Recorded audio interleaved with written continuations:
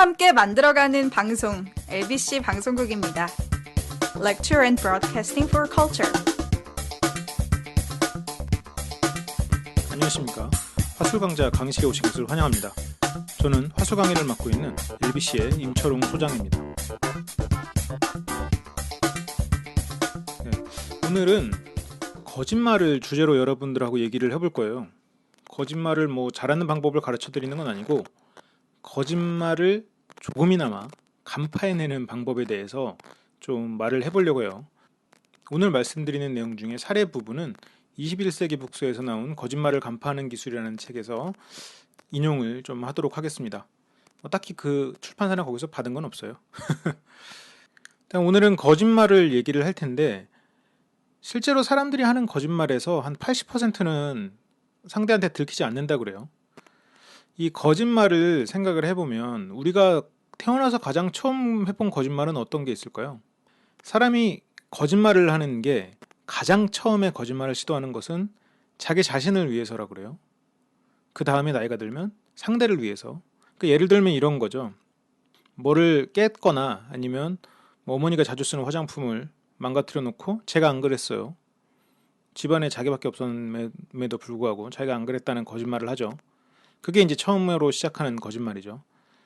그게 이제 3세 정도 되면 아마 시작을 할 거예요. 그리고 한 5, 6세 정도가 되면 이런 나이 같은 건 제가 정확히 기억은 못 합니다. 그냥 개념적으로만 서로 우리가 알면 되니까. 한 5, 6세 정도가 되면 타인을 위한 거짓말을 배우기 시작합니다. 예를 들어 이런 실험을 했어요. 선생님이 코에 빨간색 뭔가를 묻히고 이제 아이한테 말을 하는 거죠. 왜 나 웃겨? 라고 하면 아니에요. 아무것도 아니에요. 평소처럼 이뻐요. 라는 말을 할 줄 알게 되는 상대를 위한 거짓말을 배우기 시작하는 나이가 이제 그 다음 단계라는 거죠. 굳이 어느 게 더 훌륭한 거짓말이다 이런 말씀을 드리려는 게 아니라 거짓말이 의외로 어린 나이부터 시작이 된다는 거죠. 그리고 이런 어린 아이들의 거짓말은 간파당하기가 쉽습니다. 몸에 다 드러나거든요. 목소리에 드러나거나 아니면 뻔한 상황에서 느낄 수 있게 되거나.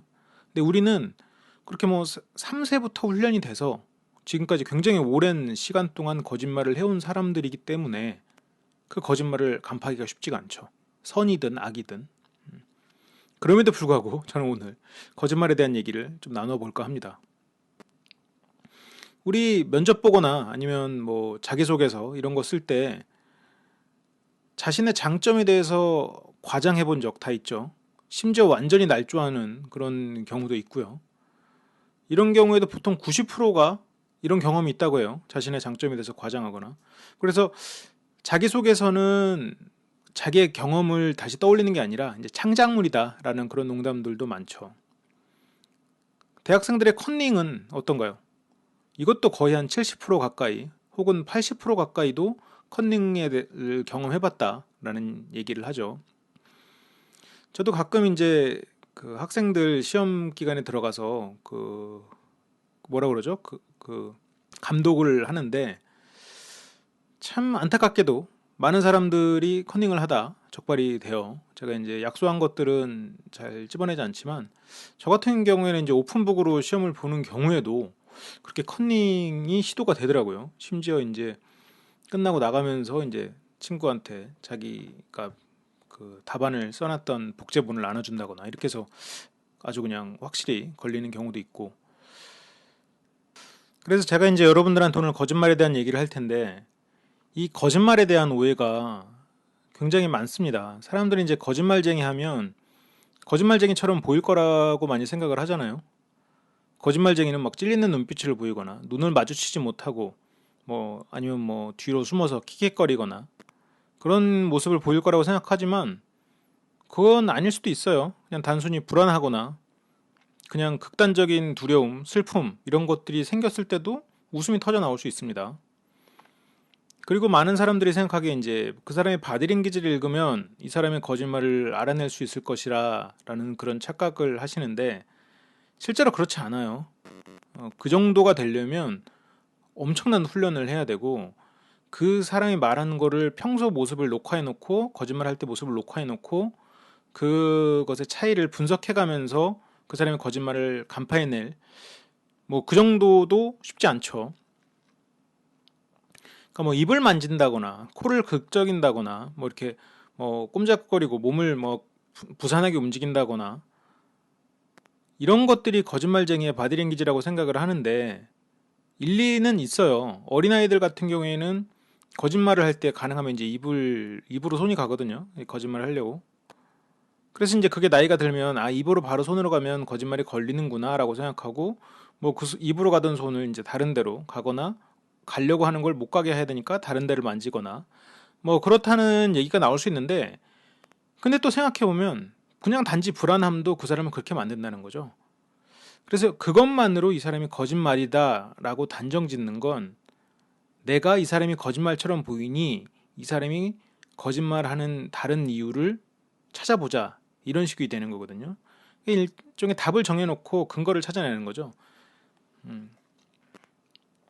이거는 이제 결과적으로 말했을 때 현명한 탐지는 아니에요. 그래서 우리가 생각하는 그 거짓말쟁이에 대한 편견은 대부분 그냥 불안함 뭐 이런 것과 비슷하다고 보면 됩니다. 그래서 이제 사기꾼들이 아직까지도 그렇게 뭐 나날이 새로운 기술로 많은 사람들이 사기를 당하고 있죠.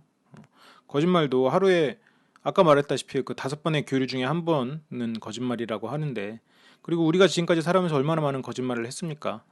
머리 멋있네요 라는 뭐 오늘 아침에 상사에게 했던 그런 말도 뭐 한편으로는 거짓말이었을 수도 있잖아요.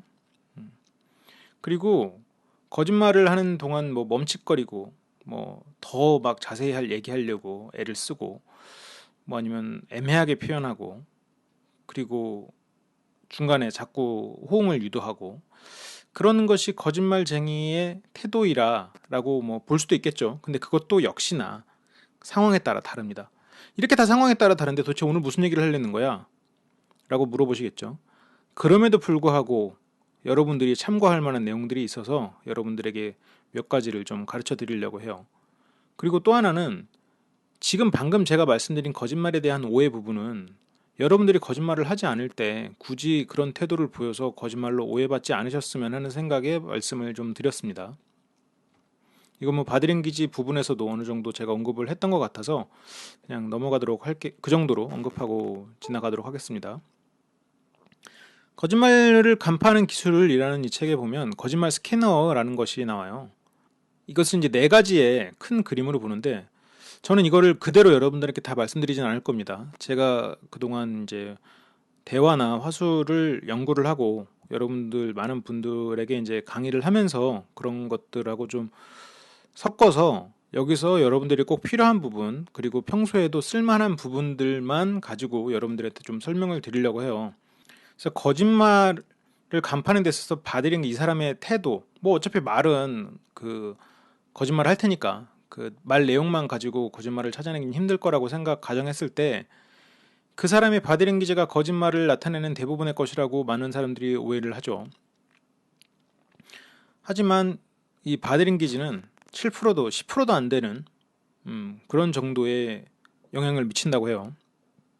뭐 바디랭귀지나 언어적 요소 이런 사소한 것들을 제외하고 왜냐면 이런 것들은 어차피 다 꾸며지기 때문에 그 이전에 가장 중요한 것들이 3가지가 더 있습니다. 크게는 4가지인데 하나씩 한번 알아볼게요. 우선 첫 번째로 감정적 투자라는 부분이 있습니다. 이 부분은 이제 여러 가지 측면에서 생각을 해볼 수가 있는데 우리가 이제 정치인들이 거짓말을 잘한다라고 생각을 하잖아요. 정치인들이 거짓말을 잘하는 이유가 거짓말을 많이 해왔기 때문에 잘한다라고 볼 수도 있겠지만 내가 이 거짓말을 실패했을 때 잃는 것이 많다. 그렇기 때문에 거짓말을 잘한다. 이것은 실험 결과로도 나타나요. 권력이 강해지면 이런 식의 능력이 강해집니다. 반대로 그 상대와 공감하는 능력이 오히려 약해지죠. 내가 이 거짓말에 걸렸을 때 잃는 것이 많으면 그 거짓말을 잘하게 됩니다. 내가 이것을 거짓을 말했을 때 얻는 것이 많으면 그것은 거짓말일 확률이 더 큽니다. 이게 그 상대가 나타내는 바디랭귀지보다 그 상대의 거짓말에 훨씬 더 큰 영향을 미쳐요. 그리고 또 중요한 것이 무엇이냐면 기준점을 잡아야 된다라는 것이 있는데 이 사람이 이상한 태도를 보이는 사람이다. 그건 그냥 이상한 사람이에요. 이 사람이 거짓말을 하고 있는 사람이 아니라 근데 이 사람이 평소와 다르게 이상한 태도를 보인다. 그건 거짓말일 수 있겠죠. 이 사람이 뭔가 캥기는 부분이 있거나 거기다가 이 사람이 뭔가 감정적 투자, 뭔가 결부돼 있는 것들이 있으면 더 의심해 볼 만한 일이 생기겠죠. 그 다음에 중요한 것이 이제 세 가지로 구분해서 말씀드릴게요. 그 다음에 이제 여러분들이 적극적으로 거기에 개입을 해야 됩니다. 거기서 여러분들이 압박을 해서 질문을 한 상태에서 이 사람이 어떤 진술을 하느냐. 그 내용이 물론 여러분들의 질문이 중요하죠. 그 압박 과정이. 그 압박 과정도 제가 이따 사례를 들여서 말씀드릴 거예요. 그래서 상대가 무엇을 말하느냐. 이렇게 세 가지가 실제로 바디랭귀지나 이런 그 사람의 말의 내용보다 훨씬 더 중요해요. 그리고 이런 것들은 그 한순간에 깨닫게 되거나 한순간에 이런 것들을 여러분들이 활용할 수 있을 정도가 되긴 좀 힘들죠. 이런 거짓말을 간파하는 게 좀 타고난 사람들이 있거든요. 아무래도 이제 뭐 좀 어려서부터 눈치를 많이 보고 살아온 친구들이 이런 거짓말을 아무래도 좀 잘 간파하겠죠. 이건 뭐 더 많이 배웠다 이런 거랑은 좀 달라요. 타고나는 거는.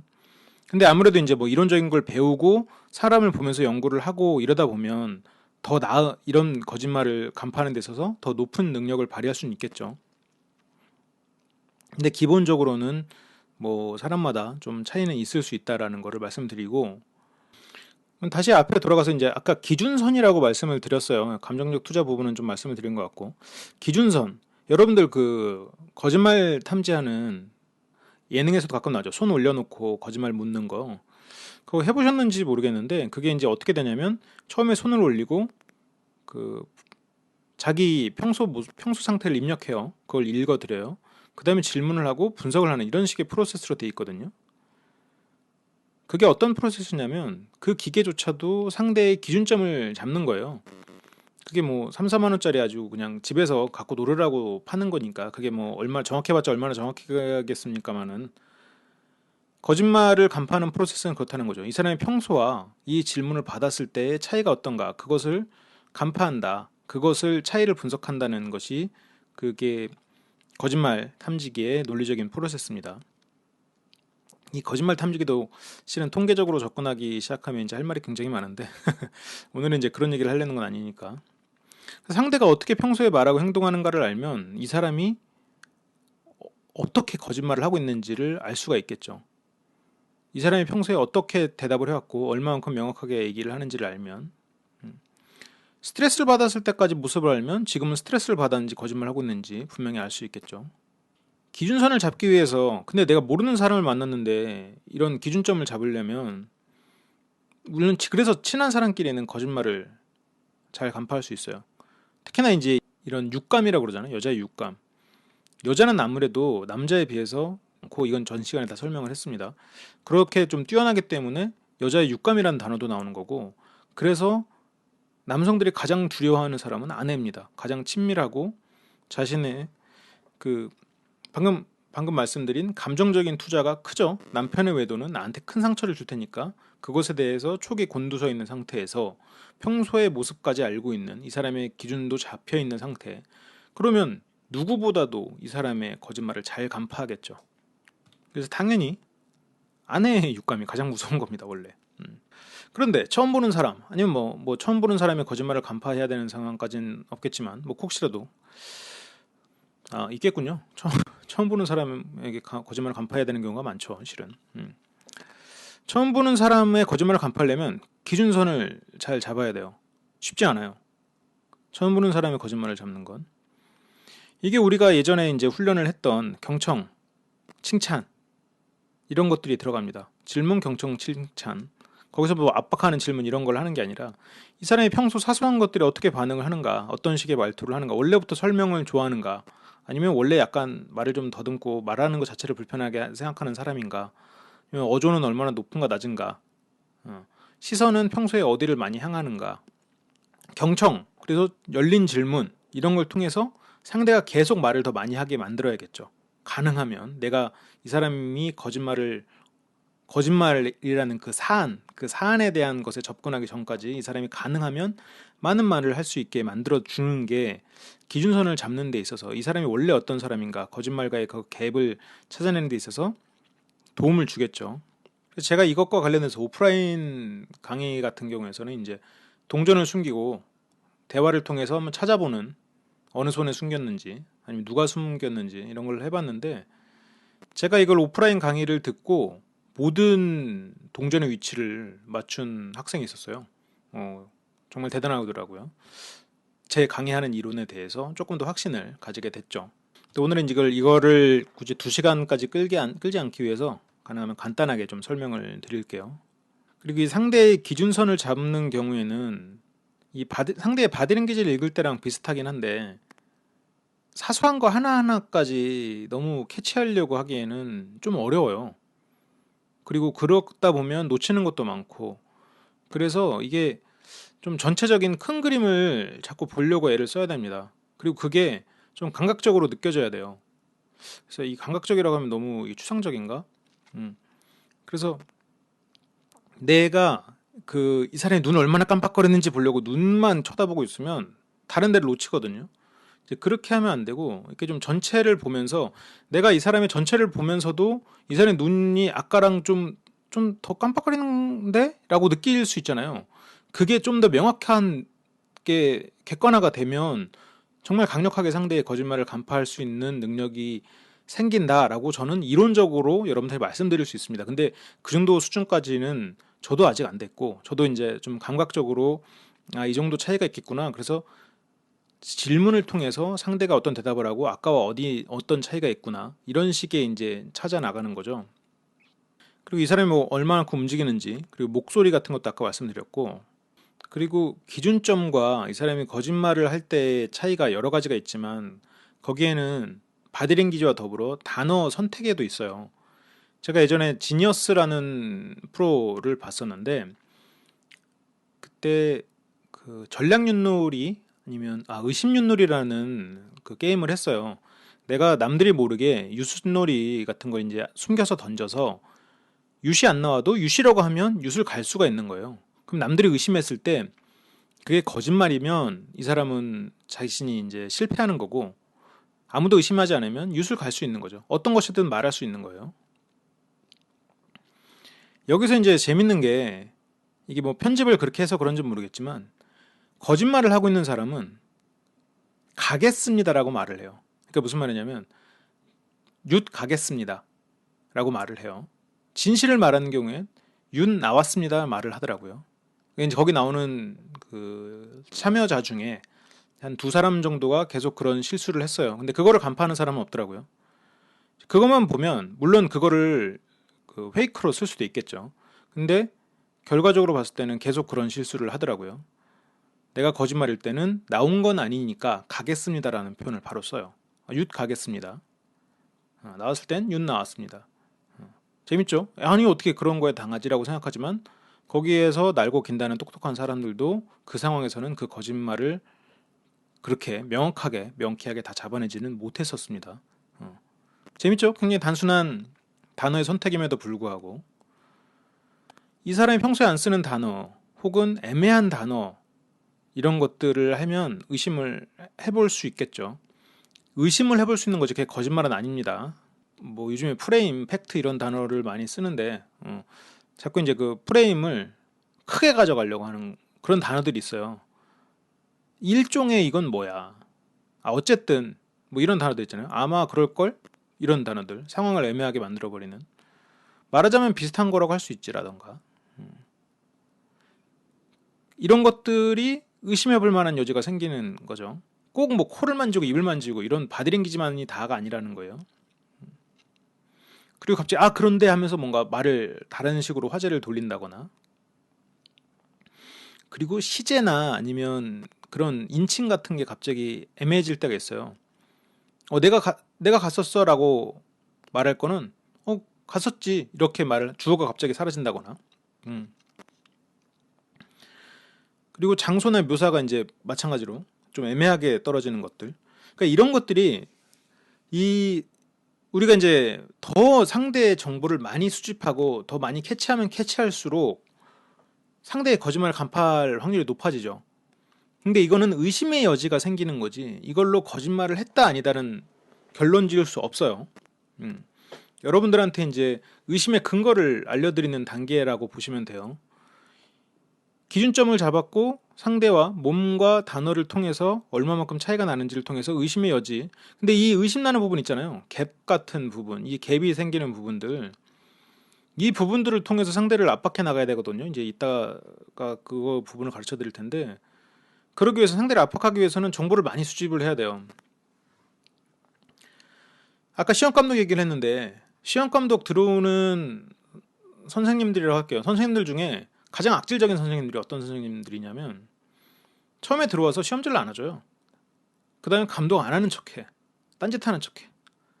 그러다가 한 40분, 뭐 1시간 시험이라고 하면 한 40분, 50분 그래서 컨닝이 활발해지기 시작했을 때 그때 갑자기 싹 적발을 하는 사람이죠. 그건 이제 잡겠다라고 잡는 거죠. 처음부터 차라리 나는 진짜 무시무시한 시험 감독이고 지금까지 N명을 잡았으니 컨닝할 생각하지 마라고 하면 오히려 사람들이 안 해서 그런 나쁜 일이 적게 들겠죠. 근데 안 하는 척 하다가 이제 40분쯤 됐을 때 갑자기 막 그 사람들 거 막 잡아가면서 잡아버리면, 물론 그게 선의의 피해자는 아니죠. 컨닝을 했으니까. 그렇지만 만약 이 사람이 엄포를 놓거나 계속 감독을 잘 했다면 안 했을 그런 사람들이 무더기로 이제 적발되는 그런 경우가 생긴단 말이죠.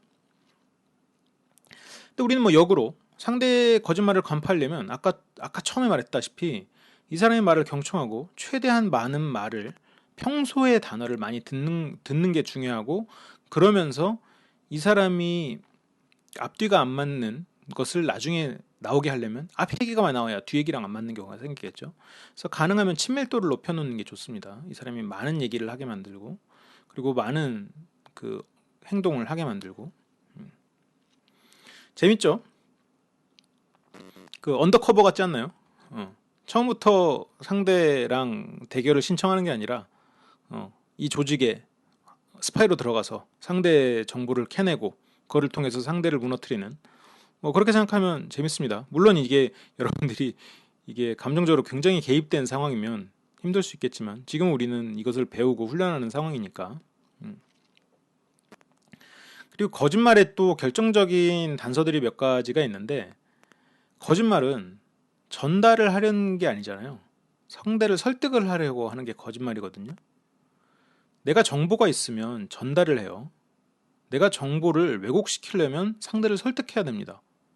그러면 이 사람이 그냥 정보를 전달하려고 하는데 하느님께 맹세한다거나, 절대 자기라면 안 한다거나, 뭐 아니면 발끈해.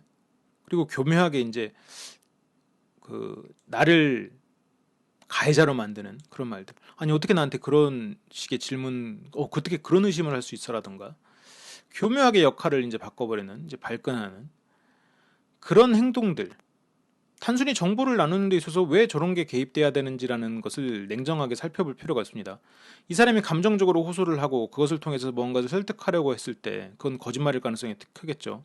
내가 이 일에 진짜 목숨 걸고, 아니야 내가 이거 목숨도 걸 수 있어. 아니 왜, 나는 그냥 정보만 들으면 되는데 왜 네가 목숨까지 걸어야 되지라고 말을 해야 되는 거예요.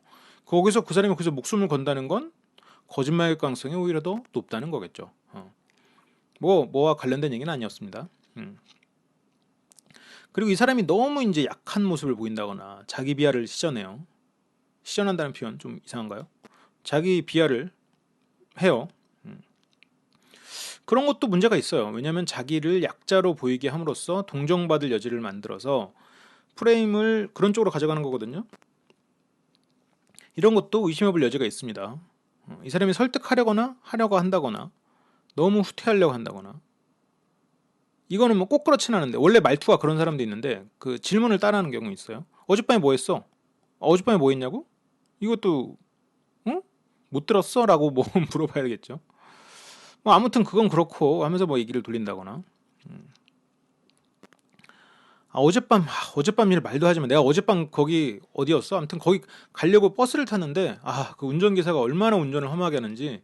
요즘 우리나라 교통 상황 다 이러냐? 이상하죠? 사건에 집중하지 않고 전후 이야기에 더 비중을 두는 거, 이런 것들 다 의심해 볼 만한 얘기입니다. 제가 지금 의심할 만한 것들 여러분한테 차곡차곡 다 말씀을 드려서 당연한 얘기를 하는 것처럼 느끼시는 분들이 있을 수 있어요. 근데 이게 산재돼 있는 경우에 이것을 캐치하기는 쉽지 않습니다. 그리고 내가 지금 감정적으로 개입이 돼 있어서 정말 이 사람한테 호소를 하면서 얘기를 하고 있으면 그 내가 심지어 친밀한 관계면 알면서도 말려드는 경우가 많아요. 내가 왠지 가해자가 되는 것 같고. 그래서 이 방금 말씀드린 전달이 아니라 설득이라고 하는 그런 말들을 말씀드렸는데 이게 실은 바디랭귀지에서도 나타나요. 이 사람의 바디랭귀지가 전달을 하려는 바디랭귀지가 아니라 설득을 하려는 바디랭귀지면 내 행동을 말에 맞추거든요. 아니면 뭐 그 제스처, 그래서 이 제스처랑 말이 잘 안 맞는 경우가 느껴져요. 그래서 감각적으로는 자연스럽지 않다고 느껴지. 뭐 이게 막 5초 이렇게 내린 것도 아니니까 한 0.5초 정도 이렇게 차이가 나는 거니까 동작이 나가고 말이 나가고 이런 식으로 감각적으로 좀 이상한데라고 느낌이 와요. 그냥 막연하게 보면. 그리고 이제 우리가 바디랭귀지 편에서 배웠던 것처럼 손바닥을 잘 보이지 않죠. 근데 우리는 배웠으니까 거짓말할 때 손바닥을 보여주겠죠. 그러니까 이거는 알는 사람한테는 별로 의미가 없고, 이것처럼 바디랭귀지에는 분명히 나타나긴 하지만 알면 제어가 가능하거든요.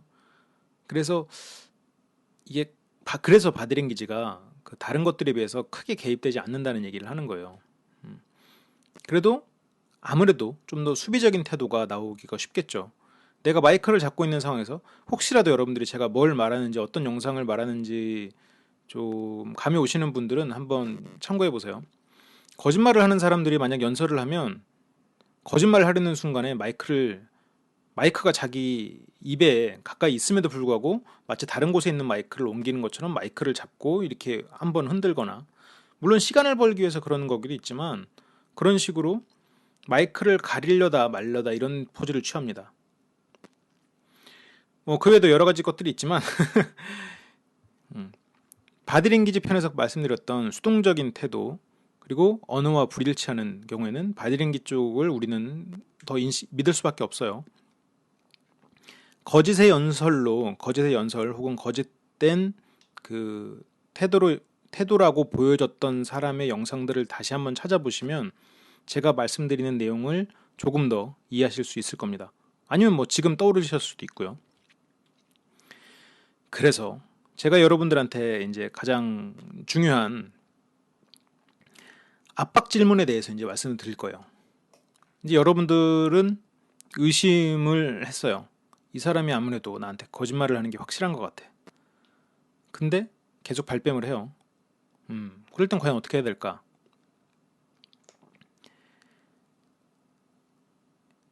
우선 여러분들이 그 거짓말로 드러났을 때 상처 입지 않을 자신이 있는지를 물어봐야 됩니다. 스스로에게. 그리고 그걸 거짓말로 놔둬도 괜찮은 건지 아니면 꼭 밝혀내야 되는 건지를 우선 스스로에게 한번 물어봐야 돼요. 그냥 단순히 나를 기만하는 저 사람이 싫어서, 저 태도가 싫어서 거짓말을 알아야겠다, 그것만으로는 그 거짓말을 간파해내기가 쉽지 않아요. 그런 태도로는 상대가 동정심을 유발하고, 그리고 관계 그런 것들을 살짝 들먹이면서, 뭐 남녀 관계의 문제만은 아닙니다.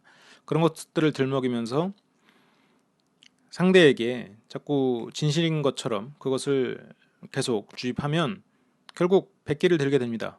오히려 상황이 역전될 수도 있어요. 별거 아닌 일로 상대를 압박하고, 그리고 믿지 못한 찌질한 사람으로 여러분들은 그냥 남을 수도 있습니다. 내가 분명 피해자인데 내가 어느 순간 가해자가 돼서 괜히 미안해야 하는 상황, 상대는 괜찮다고 하는 상황, 생각만 해도 짜증나죠. 그런 상황이 올 수가 있다는 거예요. 그래서 여러분들은 우선 내가 저 거짓말을 알아내도 괜찮은 것인가, 꼭 알아내야 하는 것인가 라는 것을 스스로에게 질문을 해보길 바랍니다. 그리고 꼭 진실을 알아야 되겠다라고 여러분의 결론이 섰으면 상대에게 진실을 말하도록 준비시키는 것도 좋은 방법이에요. 이건 법정에서 많이 쓰는 방법이죠. 진실을 맹세하게 하는 거. 뭐 어차피 거짓말을 해야지만 되는 경우에는 뭐 저런 맹세가 무슨 의미가 있겠습니까? 그래도 뭐 안 하는 것보다 낫겠지 라는 생각을 할 필요도 있어요. 근데 내가 친밀감이나 이런 것을 통해서 상대의 마음을 놓게 하는 게 더 좋을 수도 있어요. 근데 나는 이런 거 진짜 잘 간파해라고 미리 암시를 해놓으면 그건 도움이 되겠죠. 나는 거짓말 이거 몇 번 간파해봐서 지금도 내가 상처를 받을 걸 알지만 그래도 내가 이것은 알 것 같아서 뭐 얘기를 꺼낸다거나 뭐 여러 가지로 암시를 주는 방법이 있겠죠. 압박을 주기 전엔 당연히 상대가 얼마만한지를 알아야 됩니다. 상대가 원래 어떤 사람인지 이미 친밀도가 유지되어 있는 상황이라 하더라도 어느 정도 마음을 좀 놓게 할 필요가 있겠죠. 그리고 그 실체에 접근하기 전까지 가능하면 많은 열린 질문을 통해서 상대가 말을 많이 하게 만드는 게 좋아요. 그리고 몇 가지 그 기술들이 있는데 지금 내가 틀렸을 수도 있겠지. 근데 너는 이렇게 하는 것 같아. 라는 말이라던가 그 사람이 막 말했을 때 아, 그래? 라고 하면서 잠깐 텀을 준다거나 지금 그렇게 말을 한 이 단어를 쓴 뭐 이 단어라고 딱 집어 말하는 것도 방법일 테고 지금 그렇게 말을 한 이유가 있는가라는 것도 물어볼 필요가 있겠죠. 그리고 내가 뭔가 이 사람이 확고한 거짓말을 한다고 느껴질 만한 이 사람이 앞뒤가 안 맞는 얘기를 했어요. 예를 들어서 그것을 바로 찝지 마세요. 그걸 머릿속에 그건 기억해놔야 돼. 그래서 다른 질문들을 통해서 이 사람이 자꾸 사소한 거짓말을 더 하게 만들어서 압박을 하는 것도 하나의 방법일 수 있습니다. 내가 캐치한 어떤 하나의 다른 부분들. 그래서 이제 가장 직접적인 그 압박 방법을 얘기를 하면 한번 사례를 예를 들면서 얘기를 해볼게요. 어젯밤에 술을 마시고 집에서 자겠다고 한 사람이 술을 마시고 어딘가에 놀러가 있는 상황까지 알게 된 한 여성이 저한테 상담 요청을 한 적이 있습니다. 그래서 그분에게 압박 질문을 가르쳐 드렸어요. 어젯밤에 분명히 밖에서 놀았다고 확실시 되는 남자친구에게 하는 압박 질문 방법으로는 요즘 네가 많이 힘들었던 거 알아. 그래서 많이 쉬고 싶었을 텐데 내가 너를 그렇게 나한테 자꾸 거짓말을 하게 만들고 그렇게 너를 힘들게 만들어서 미안해. 그냥 그렇게 술 마시는 거 큰일 아니고 물론 거기서 일탈도 있었을 수 있겠지만 내가 그것은 네가 잘못했다기보다는 내가 그동안 너를 편하게 해주지 못한 것 같아. 이게 첫 번째 단계입니다. 네 잘못이 아니야. 판을 깔아주는 거예요. 속으로는 부글부글 끓죠. 무슨 네 잘못이 아니야. 네 잘못이지. 계속 거짓말을 해온 네 잘못이지. 그래도 일단 네 잘못이 아니야라고 판을 깔아주는 거예요. 두 번째 단계는 그냥 친구들 만나서 술 좀 마시려고 했거나 그래서 나한테 얘기 안 하고 술을 마셨을 텐데 속으로는 이 거짓말 새끼 나한테 거짓말하고 너 이렇게 말하고 싶지만 이렇게 말을 하시면 안 되죠. 그래서 술을 마시려고 했는데 친구들이 또 좀 더 놀자 해서 네가 그렇게 선택했을 거야. 여기까지가 두 단계예요. 응, 실수를 한 거야. 네 잘못이 아니야. 실수를 한 거야. 마지막 단계가 중요합니다. 내가 너의 잘못을 이렇게 알고 그리고 내가 분명 이런 부분까지 네가 어제 이렇게 한 것까지 나는 이해하려고 생각하고 있어. 근데 다만 네가 더 이상 거짓말을 한다면 난 너한테 정말 실망할 것 같아. 난 네가 나한테 진실했으면 좋겠어. 이게 세 번째 단계입니다. 빨리 말해 이 새끼야죠. 한마디로 말하면. 압박하는 겁니다. 상대를. 상대 입장에서도 이미 다 알고 있네. 그냥 말해야겠다라고 심리가 들어야 돼요. 이 사람이 실은 진짜 나쁜 일을 했어요. 예를 들어서 그 밤에 실은 우리는 방송을 듣는 여러분 그리고 저도 알고 있을 정도의 나쁜 짓이 많이 있지만 그냥 클럽에 갔다고 칩시다. 클럽에 가서 놀았어요.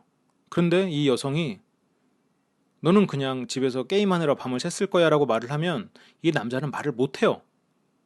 왜냐면 이 여자가 그냥 생각하는 정도까지만 알아야 되니까. 그래서 처음에 네 잘못이 아니야 나는 이렇게까지 생각하고 있어 라는 부분에서 가슴 아파도 확 질러야 돼요.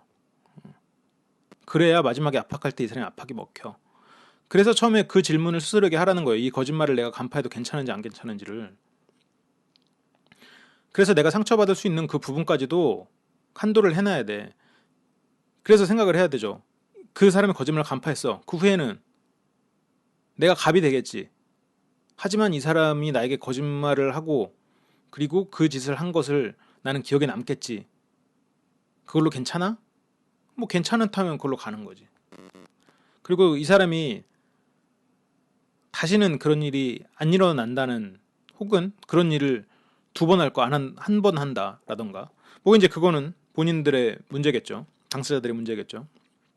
지금 이 압박 테크닉을 좀 아시겠나요? 이게 그냥 지금 들었을 때는 별거 아닌 것 같아요. 근데 실제로 하려고 하면 잘 되지가 않아요. 왜냐하면 이 마음속의 분노와 그리고 흥분이 이렇게 차분하게 말할 수 있지 않은 상황을 만들거든요. 근데 이거를 한번 여러분들이 이걸 해서 시도를 해서 성공을 하잖아요. 그러면 이거는 자연스럽게 됩니다. 지금 이 네 잘못은 아니야. 네 잘못이 아니야. 나는 여기까지도 알고 있어. 그냥 단정지어서 말을 해야 돼요. 이 사람이 중간중간에 끼어들어도 그래, 고개를 끄덕거리고 나는 이렇게 알고 있어. 그리고 네가 실수를 했다고도 생각해. 근데 네가 이렇게까지 나를 하면 너는 이러이러한 사람이야 라고. 이 단계가 지금 제가 이 3가지 단계를 쭉 이어서 말을 해서 여러분들이 지금 뭐 5분 딱 잡고 여러분들이 이걸 줄줄줄 쏟아내라는 말이 절대 아니에요. 이 과정에서 중요한 건 상대가 말을 많이 하게 만드는 거예요. 상대가 화를 내고 도망가려고 하면 잡아야죠. 화를 내면 가라앉혀야지. 말을 하게 만들어야 돼. 말을 길게 하든 짧게 하든 말을 많이 하게 만들어야 돼요. 그래서 이 사람이 말을 하면 그걸 끼어들고 끊고 그러지 말아야 돼요. 계속 말하게 만들어야 돼요. 이 사람이 말을 많이 하잖아요. 정보가 쌓여. 그러면 그 정보에 갭이 생길 수밖에 없어요. 그럼 거기를 다시 치고 들어가는 겁니다. 그걸 잘 기억해놨다가. 그래서 이 사람이 결국은 진실을 말하도록 만드는 게, 이 사람이 결국 진실을 말하도록 만드는 게, 그게 오늘의 가장 중요한 부분입니다. 앞서 말했던 그 기준점하고 그 차이, 그걸 알아내는 것보다 지금 이 질문 기술이 훨씬 더 유용해요. 여러분들이 이제 앞으로 한번 나중에 써먹어 보시면 소장님이 한 말이 이 말이었구나 라고 아는 순간이 있을 거예요. 여기는 뭐 여러 가지 양념들이 있죠. 네가 그렇게 말하는 거 알겠어. 근데 내가 그 부분에 있어서 왜 믿어야 되는지 잘 모르겠는데, 그 말은 왜 믿어야 되는지 잘 모르겠어. 그럼 이 사람이 막 또 설명을 할 거라고요. 말이 길어져. 상대가 말이 길어질 수밖에 없어요. 그렇게 만드는 거예요. 네가 그렇게 말하는 거는 알겠어. 네가 왜 그렇게 말하는지도 알겠어. 나를 상처 주지 않으려고 그 말을 하는지는 알겠는데, 네가 진짜 뭘 했는지 내가 모를 거라고 생각했어? 이런 식으로 상대가 말을 많이 하게. 흥분하면 안 돼요. 흥분하면 상대도 흥분하고, 그러면 싸우고 끝나는 거예요. 그럼 거짓말 알아낼 수 없어. 그냥 내 기분만 좀 풀리겠지. 근데 중요한 건 내 기분을 푸는 게 아니잖아요. 여러분들은 거짓말을 알아내고 싶은 거지. 오늘 내용이 여러분들한테 이제 굉장히 도움될 수 있을 거라고 저는 생각해서 준비를 했는데, 어떻게 들으셨는지 모르겠네요. 이제 마지막으로 여러분들이 꼭 알고 가셔야 되는 부분이, 이렇게 거짓말을 간파하는 방법이 있지만 이보다 이전에 여러분들이 왜곡된 시선으로 상대를 바라봐서는 안 된다라는 거를 좀 인지를 하셨으면 좋겠어요. 내가 알고 싶지 않다라는 그런 내 깊은 마음이 있을 수도 있겠죠. 그리고 이 사람에 대한 편견이 있을 수도 있겠죠. 뭐 예를 들어서 뭐 금발머리는 뭐 지적인 능력이 떨어진다라, 이런 건 편견이잖아요. 말도 안 되는 거죠. 뭐 그런 식의 편견, 고정관념, 그리고 아까 처음에 말했던 뭐 정치가로 따지면 뭐 권력에 대한 욕심, 뭐 그냥 욕심이라고 얘기를 하죠. 이런 것들이 상황을 왜곡되게 보거든요. 근데 한번 상황이 왜곡돼서 들어오면 뭐든 다 왜곡돼서 들리는 거예요. 그러면 내가 잘못됐음에도 불구하고 상대가 진실을 토로하지 않는구나라고 느껴지는 거죠. 이러면 관계에 있어서 어긋난 관계가 되는 거죠. 항상 그거를 염두에는 두셔야 됩니다. 내가 혹시라도 왜곡된 생각을 갖고 있는 건 아닌가, 내가 나한테 혹시 편견이 있는 건 아닌가, 고정관념이 있어서 그런 건 아닌가, 그리고 혹시 내 욕심, 어떠한 욕심이 진실을 가리고 있는 건 아닌가, 이런 것들을 좀 생각을 해봐야 돼요. 뻔히 상대가 거짓말하는 거 아는데 이 사람이 나한테 뇌물을 줬어. 뭐 이렇게 뭐 정치 가면 뇌물이고, 개개인이면 다른 뭐 선물일 수도 있겠죠. 선물을 줬어. 그럼 이 새끼가 거짓말인 건 알겠어. 근데 선물 때문에 뭔가 기분은 좋아. 그럼 넘어가. 이렇게 되면은 이것도 하나의 왜곡된 상황이라고 볼 수도 있어요. 그리고 뭐 여러 가지로 뭐 편가르기를 해서 뭐 어떤 사람은 당연히 뭐 거짓말을 한다느니, 어떤 사람은 뭐 뒤통수를 친다더니, 이런 거 다 그렇지 않습니다. 뭐 통계적으로 증명된 사실도 아니고, 그래 뭐 이렇게 물어봐요. 사람한테. 예를 들어서 뭐 그런 것들이 있겠죠. 뭐 혈액형 뭘 따져서 Z형은 뭐 항상 사기를 잘 쳐. 뭐 이렇게 오해를 하는 사람도 있잖아요. 물론 혈액형이 Z형 없는 거 저도 알아요. Z형은 항상 사기를 잘 쳐. 그래? 너 Z형한테 사기 뭐 몇 번 당했길래, 내가 아는 Z형 그 사람이 나한테 얼마나 큰 사기를 친 줄 알아? 그럼 뭐 Z형 중에 한 명이네. 대부분 이런 식이에요. 아니면 책에서 봤거나, 그 책도 통계적으로 유의하지도 않은 그런 책들. 꼭 혈액형만의 문제가 아니라 그런 편견을 버리고 세상을 바라보신 후에 상대를 의심하면 좋겠어요. 타당한 의심은 좀 스스로를 지적인 사람, 그리고 함부로 대할 수 없는 사람을 만들지만, 이 왜곡된 부분에서 발현된 의심은 스스로를 고립시킬 수 있습니다. 스스로의 삶을 피폐시킬 수 있습니다. 제가 오늘 거짓말을 간파하는 방법에 대해서 좀 힌트를 드렸다고 해서 너무 세상을 부정적으로 바라보지는 않기를 바라는 마음에서 좀 높아심에 제가 좀 말이 길어졌네요. 네, 오늘 강의는 여기서 마치도록 하고, 저희 네이버 카페 LBC 방송국, LBC 상담소 뭐 이렇게 치면 들어오실 수 있습니다. 그리고 저한테 뭐 문의사항 있으신 분들은 제 개인 메일 GAGBLACK 네이버.com, 개그블랙이에요. 개그블랙 네이버.com으로 보내주시면 제가 많은 경우에 답변을 잘 못 드리지만 제가 방송으로나마 답변을 드릴 수 있도록 좀 노력을 해볼게요. 제가 중간중간에 놓친 그런 메일들이 많아서 많이 죄송스럽게 생각하고 있습니다. 그럼 저는 또 다음 주에 돌아올 수 있도록 노력을 하겠습니다. 제가 상당히 공백 기간이 길었는데 그럼에도 불구하고 기다려주셨던 여러분들께 진심으로 감사의 말씀드립니다. 지금까지 임철웅 소장이었습니다. 당신 삶의 비타민C LBC. 지금까지 LBC 방송국이었습니다.